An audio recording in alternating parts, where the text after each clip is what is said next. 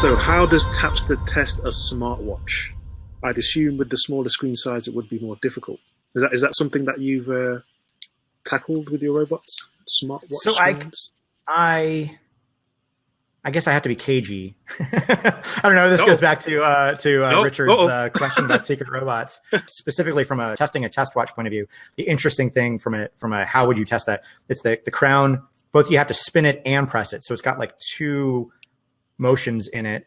But then the other thing is like that's just like the physical stuff. There's also the greater context of in what kind of scenario, what's like, what do you call it? Your user story is the phrase you would say. Like often your phone is talking to your watch. It's probably connected over Bluetooth.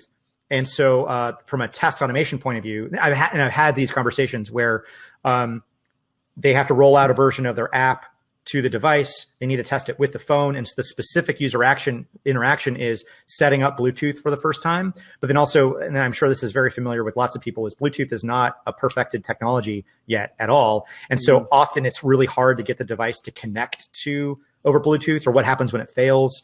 And there's like the graceful retry. So just on the Bluetooth testing point of view, it's not so much about the physical mechanisms. It's the fact that it's talking to another device over this radio technology, Bluetooth often, but sometimes it's Wi-Fi. And so it's kind of like just getting those interactions to work with this other device that's kind of local to it.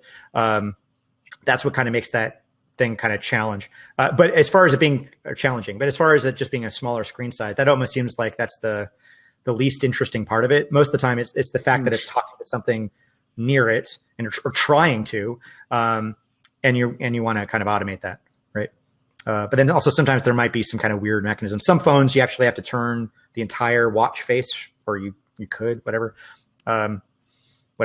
So my other kind of slightly humorous way to take on this is like, I love my job because this gives me an excuse to go to the store and buy a smartwatch. And then I get to tell folks at home, like, no, I need it for my job. I need to figure out how this stuff, I'm an industry leader. I'm a CTO. I need to figure out how this stuff gets automated. Right. So I need all these electronic gadgets so I can figure out how they get tested.